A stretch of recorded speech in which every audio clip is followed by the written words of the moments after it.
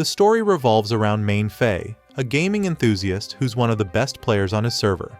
After a gaming session with a buddy, he gets a text challenging him to a match. Naturally, he jumps at the chance. As soon as the game kicks off, he realizes his challenger is also a top-tier player, so he knows he has to bring his A-game. Despite his efforts, he ends up losing to the opponent, who seems to have figured out his strategy. That opponent is Mo Tong, a student from Castle College. Since Ming Fei is an S-rank student according to the principal, Mo Tong is tasked with teaming up with Yesheng and Aki to approach Ming Fei and try to recruit him for Castle College. Mo Tong then logs into the system to check out Ming Fei's profile. So here's the deal. Ming Fei has a secret crush named Chang Wang. Right now, he's crashing at his uncle and aunt's place and is totally broke, feeling like he's hit rock bottom. His parents just up and left without any explanation, but before they bounced, they handed over a hefty chunk of cash to his relatives to look after him. Too bad they've blown through all of it. Ming Fei dreams of running a little newsstand, just like an old guy he knows, which makes Mo Tong scratch his head wondering why the principal would even consider him. On top of that, Ming Fei gets a rejection letter from International University, but gets accepted into Castle College instead. Professor Good is set to be his lecturer and is even offering him a scholarship. When Ming Fei shares the good news with his aunt and uncle, they think it's a total scam. But then, Castle College calls, asking them to come in for an interview the next day. The next morning, Ming Fei heads to the interview and runs into his classmates, who are also gearing up for their turn. Guess who's there? His crush. When it's finally Ming Fei's turn, the interviewer, Sakatoku Aki, throws him a curveball with the question, "Do you believe in aliens?" Ming Fei is taken aback since he thought they'd start with the usual intro, but he rolls with it. The next question is about superpowers, and he says yes. Then they hit him with something about spirit and soul, and at this point, Ming Fei thinks they're just messing with him, so he decides to bail and walks out. His classmates give him the side-eye since he's the only one who left so fast. After he splits, Professor Good comes in to check on how it went. When he finds out Ming Fei walked out, he's super bummed. If he'd been there, he would have begged Ming Fei to stick around. Chang Wang is planning a graduation bash at the cinema and has invited Ming Fei to join the celebration in a couple of days. Once Ming Fei gets home, he finds out that Professor Good called to let him know he aced the interview. The next morning, Professor Good sets up a meeting with Ming Fei and his aunt's family to chat about his education. As soon as the talk kicks off, his aunt jumps right in with questions about money. The professor shares that the school gives out a scholarship worth around $36,000 each year to every student. Hearing this, Ming Fei's aunt and uncle are thrilled, thinking the amount is impressive, and they quickly agree to let him go to the school. Ming Fei was chosen by the school because they see him as a once-in-a-century talent. Plus, there's another reason. His parents were honorary students at Castle College. The professor hands Ming Fei a letter from his parents addressed to the principal, along with a note from the principal that hits him hard. Ming Fei rushes to the bathroom to read it. In the letter, his mom talks about how she asked Castle College to accept him. At the end, they wrote, "Mom and Dad love you." Even though it was just text, Ming Fei could really feel the love behind those words. Ming Fei finds himself in a total emotional breakdown, tears streaming down his face. Out of nowhere, Mo Tong shows up and says, "Hey, this is the women's restroom," which totally interrupts Ming Fei's moment. Feeling super embarrassed, he rushes back to the dining table where the professor asks him about his decision on enrollment. Ming Fei responds that he needs a bit more time to think it over. Earlier, Mo Tong had learned that Ming Fei was hesitating because of Chang Wang. Ming Fei thinks Mo Tong just guessed, but soon realizes that Mo Tong is actually the player who beat him that night. He starts to wonder how Mo Tong knows so much about his life. While holding his phone and thinking about Chang Wang, he decides it's time to confess his feelings. Just then, Mo Tong pops up behind him, giving him a scare. The professor sent Mo Tong to persuade Ming Fei to enroll at Castle College. Noticing Ming Fei still unsure, Mo Tong bluntly tells him that Chang Wang isn't into him. But Ming Fei isn't ready to throw in the towel because his love for her is too strong. With no other options, Mo Tong steps in to help Ming Fei come up with a plan to confess to Chang Wang. After digging into the Norma system for some intel on Chang Wang, Mo Tong heads out. The next day, Ming Fei and Chang Wang hit the shops to grab supplies for the graduation ceremony. Mo Tong shows up again, urging Ming Fei to ditch Chang Wang Wang right away, mentioning that the professor is leaving that night, so he needs to make a choice fast. But Ming Fei is set on confessing at the graduation ceremony the following day, so he brushes off Mo Tong's warning. Later at home, Ming Fei practices his confession in front of a mirror, determined to be ready for the big moment. The next morning, short on cash, he picks wildflowers to present to Chang Wang Wang. As the graduation ceremony kicks off, Zhao Minghua gifts Ming Fei a suit. His 2 classmates, also suited up, were hired by Zhao Minghua for the occasion. As the ceremony unfolds, Ming Fei plans to take the stage to confess to Chang Wang Wang, but Zhao Minghua makes a grand entrance to confess first. In that moment, Ming Fei realizes Zhao Minghua is just messing with him, and it stings even more to see Chang Wang Wang showing interest in Zhao Minghua. Ming Fei feels like his heart is being sliced apart. Ming Fei is feeling pretty down and lost when suddenly, Mo Tong shows up looking all classy, catching everyone's attention. She claps her hands, signaling for a girl to help change Ming Fei's outfit. Mo Tong tells him he needs to focus on bigger things, which ticks off Zhao Minghua. She then declares that everyone can forget about Ming Fei, because he's out of their lives for good. Mo Tong asks Ming Fei to take one last look back, but he's not interested. He just wants to keep moving forward. After driving for a bit, their car runs out of gas.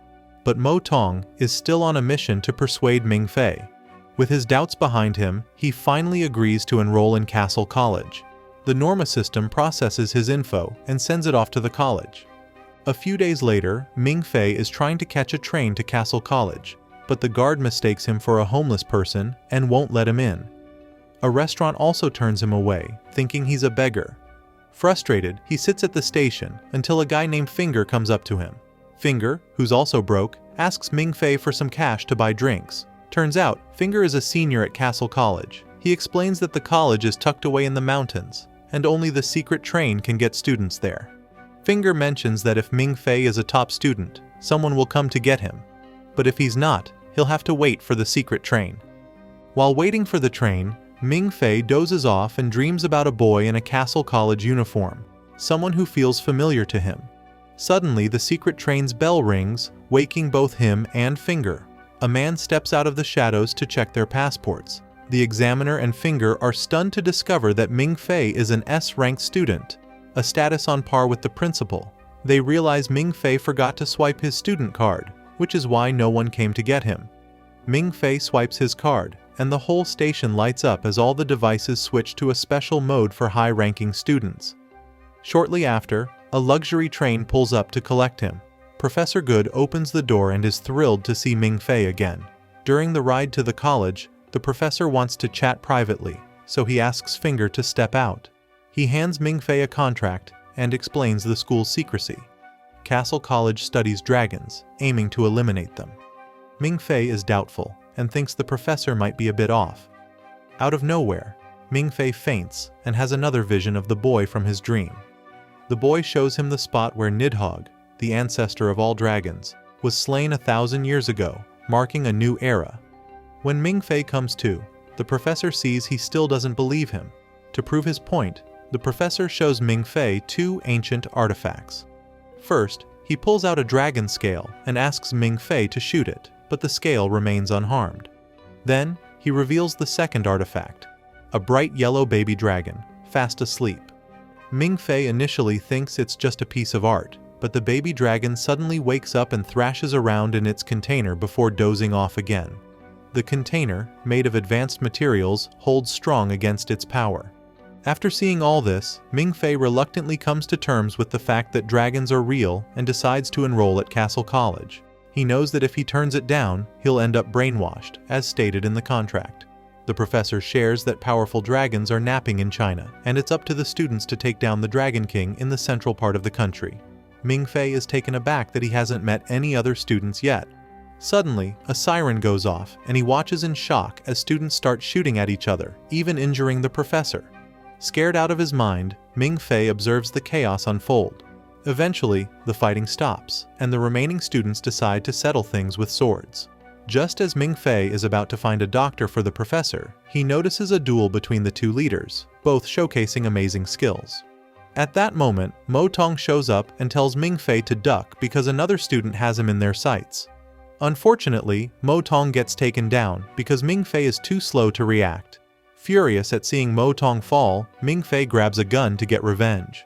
Just then, the music signaling the end of the fight starts playing, and nurses rush in to help.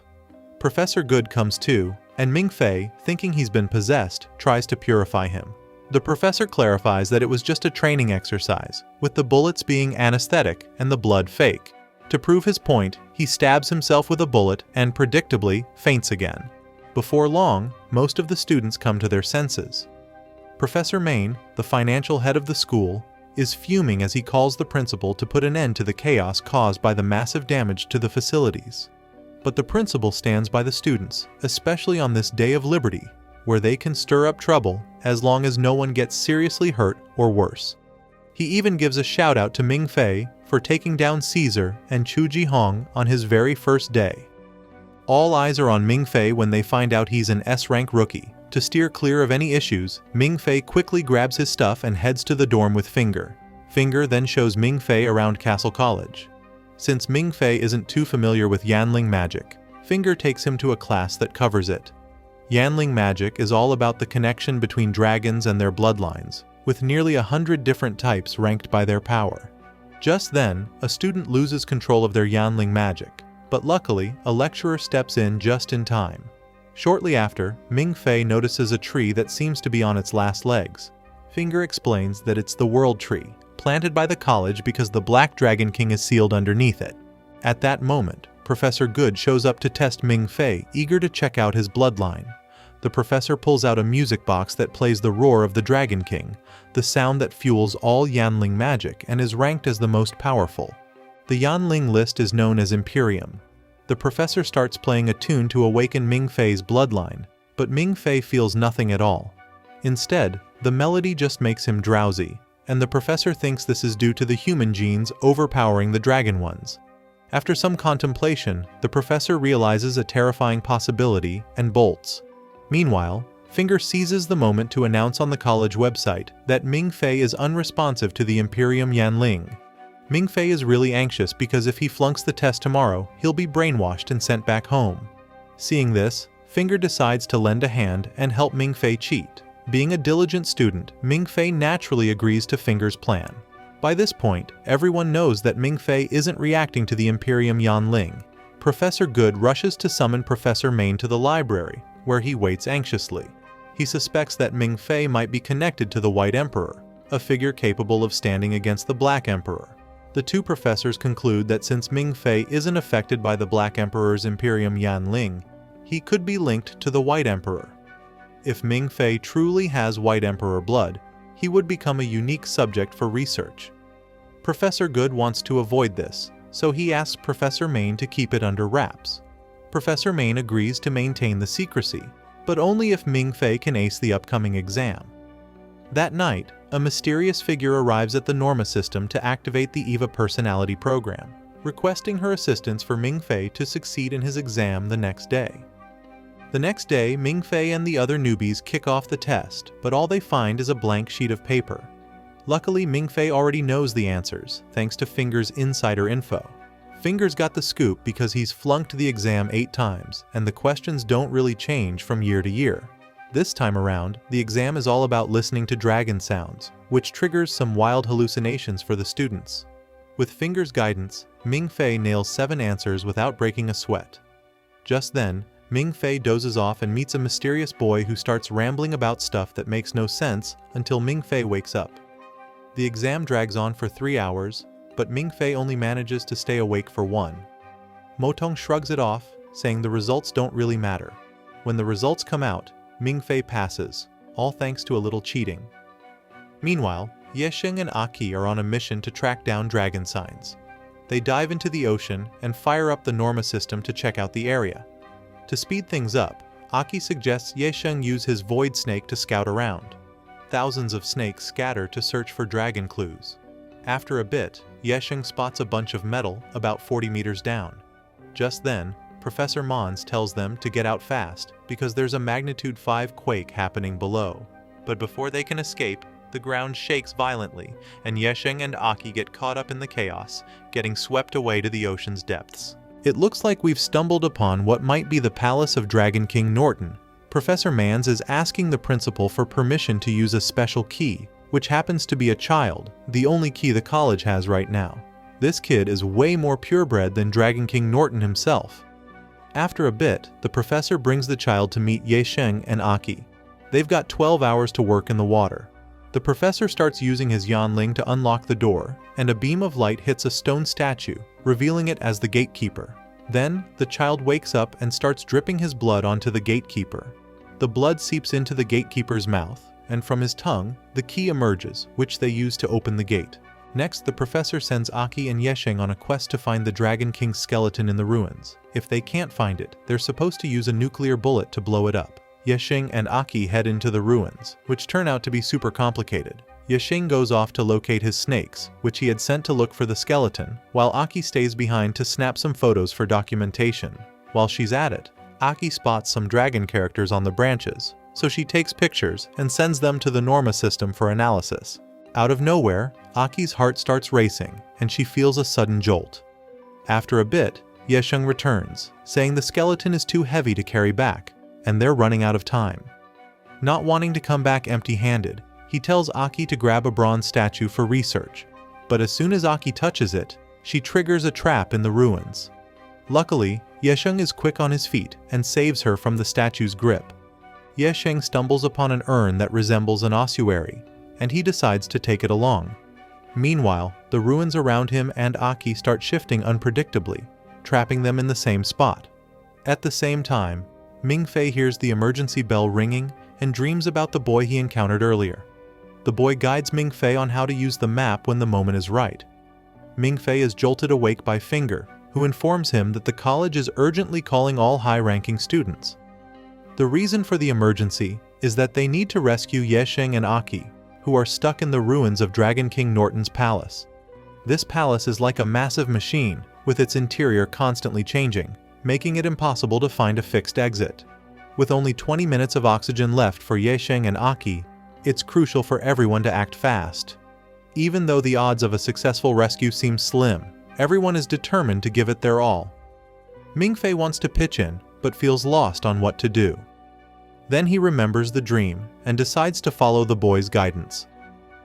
Thanks to that, Mingfei manages to navigate the maze of the Northern Dragon Palace and discovers a way out for Yesheng and Aki.